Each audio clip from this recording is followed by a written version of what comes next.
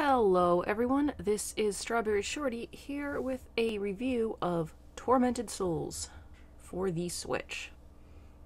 So I had been really looking forward to this game. It kind of advertises itself as a return to classic survival horror, which, I for one have been missing as a big horror fan. And basic plot sounded, interesting enough. Girl goes to a hospital searching for two missing twin girls. That's basically all they tell you. It does play very similar to like an old school Resident Evil title.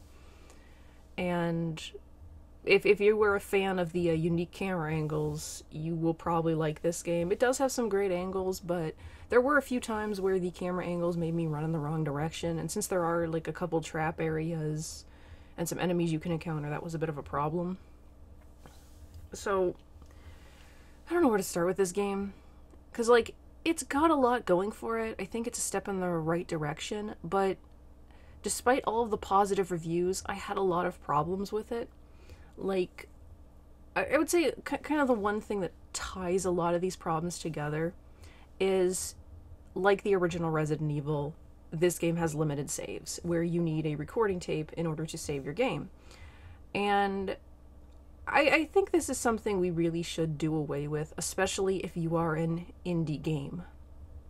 Because, I know I've been playing a few indie games that have had a lot of issues to the point of being downright broken. Like, Remothered Broken Porcelain was a mess when it got released.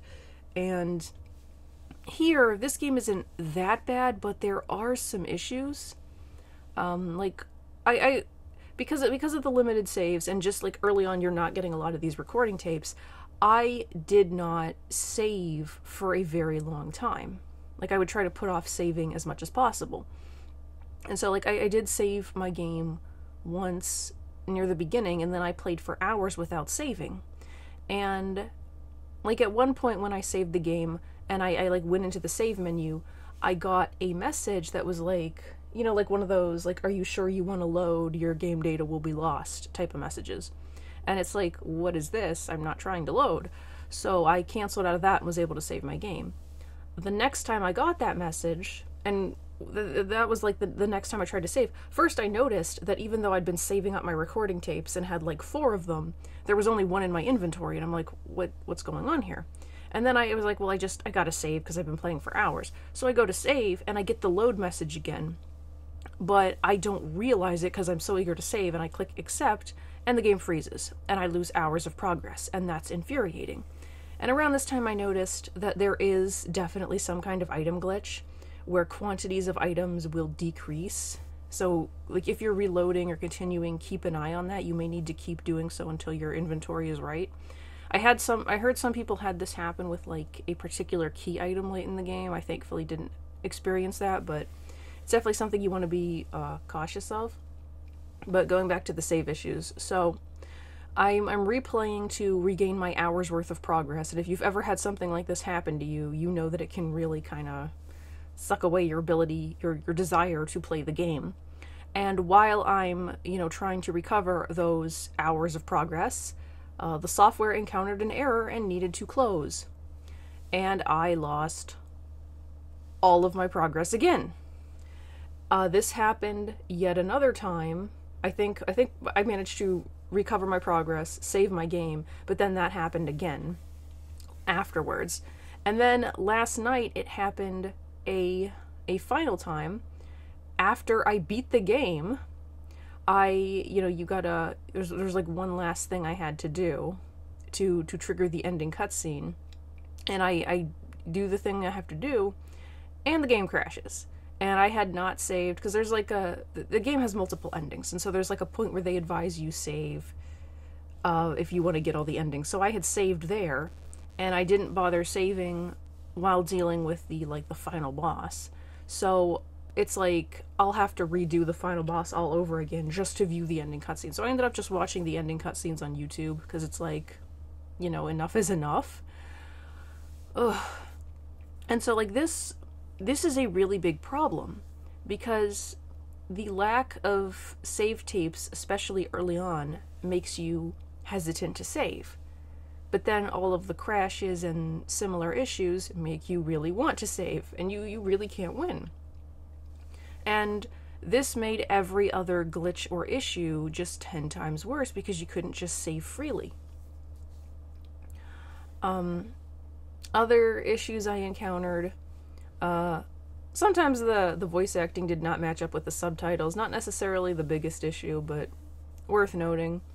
There were a few subtitles that weren't voiced, just some missing voice lines. I'm not sure what that was about. I had instances where I would pick up one of the maps and it would not get added to the map thing, so I couldn't view it. There is actually a button assigned to the map, so you can pull the map up right away.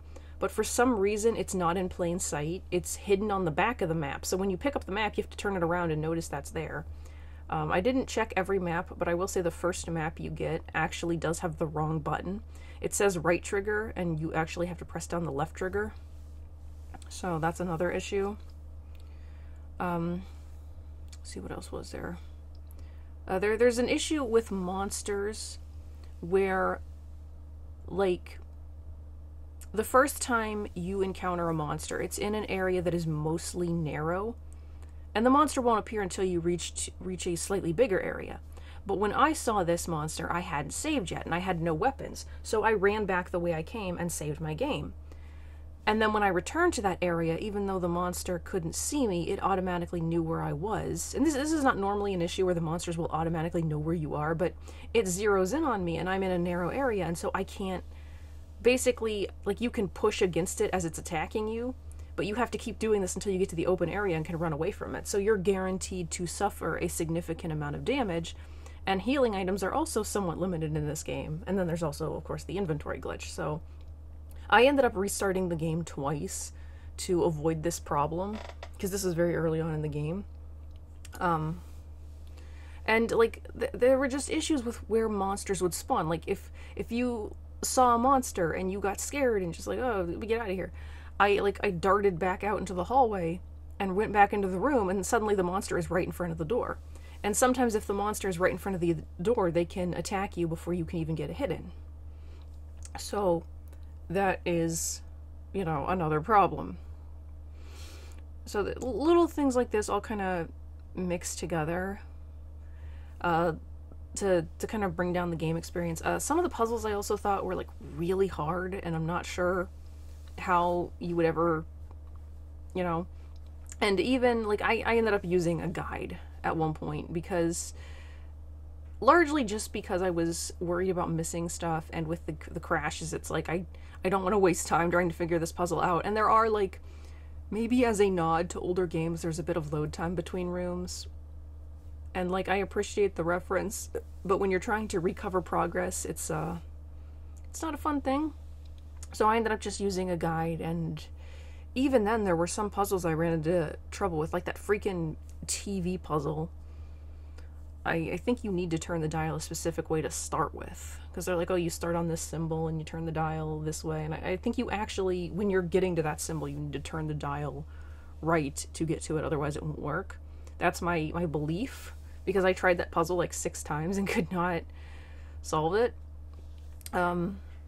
Story and characters, the voice acting is not great, but I don't think it's supposed to be.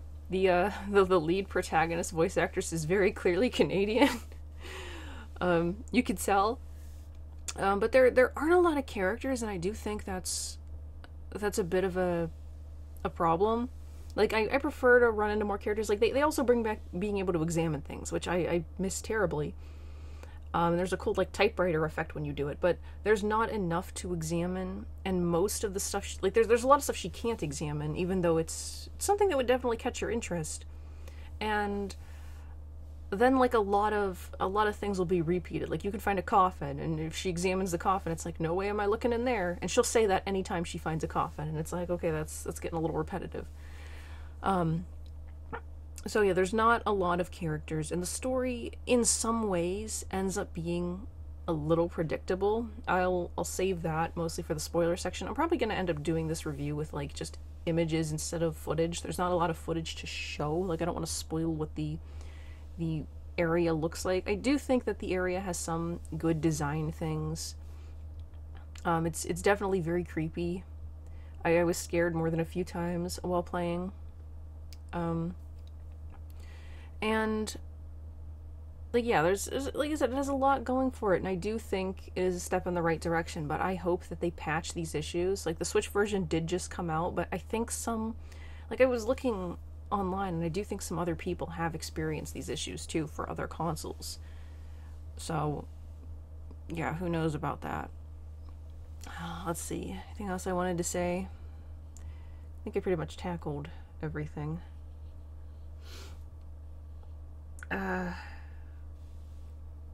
Yeah, I think that's pretty much... I know there was one thing I wanted to say, but I totally forgot what it was. Oh, well. So, because it was something related to, like, the story and being predictable, and I don't remember what it was. Oh, yeah, I remember. There's some things in this game that are just not explained, and I feel like with some of the elements they introduce, we could have engineered a much happier ending. Not just saying that there's not a happy ending you can get, but I feel like we could have really got a happy ending. So... moving on to a brief spoiler section. So it's kind of painfully obvious that the protagonist was going to turn out to be one of the twins, especially when you travel back in time and you see one of the twins and it's like, yeah, they look the same.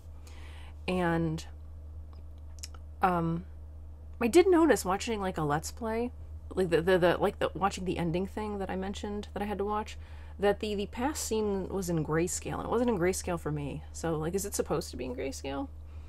But yeah, so I figured that out. And then, like, the priest being the bad guy, again, painfully obvious. He's the only other character in the game. And they do, you know, mention a old man that's the villain, and he is, like, because they mention early on how, like, I think they were talking about how, like, the girl, Martha, her father, came to take over for the dead priest guy or something. Or that could have been William's father, but, like, they definitely mention his, like, Martha's dad coming, and I think he was the one they said was coming to replace the priest, so, it was, like, pretty much immediately I suspected he was the villain. And there's just so much that doesn't make any sense. Like, why did he lock her up in the sewer and then just leave her there? Like, the twin. We also never really learned what exactly happened to Emma. I kind of thought Emma was going to turn out to be Anna, because of the eye thing, and they mentioned that she did something to her eyes. And, like, I'm glad we were able to go back in time and save her. Somehow, they never explained the magical tape time travel. But, like, with that power, couldn't we have done more? Like, first of all, by saving her, wouldn't we have severely impacted the present? Like, shouldn't time itself have been, like, completely altered? But that's not really addressed. And, like, we had the power to go back to like, when we were captured and we're lying unconscious in the tub.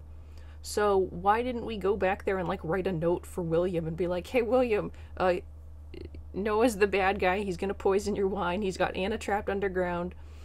Like, at the very least, we could have saved his life. Or we could have done that from, like, the past. Like, maybe we didn't, the past with Anna in the cell. Like, maybe the protagonist didn't want to risk it, but I feel like she could have, you know, taken the little girl and then try to find William and get them all out of there, and then maybe reunite Anna with her past self. They could have just killed Noah. I mean, I guess they would have had to deal with the rest of the random gas mask hammer people, but... So, yeah. Just to repeat what I said earlier, step in the right direction, but glitches and annoying issues and no limited saves. Like, stop doing limited saves, especially if you're an indie developer. So, that's all I've really got to say for now, that I can think of anyway.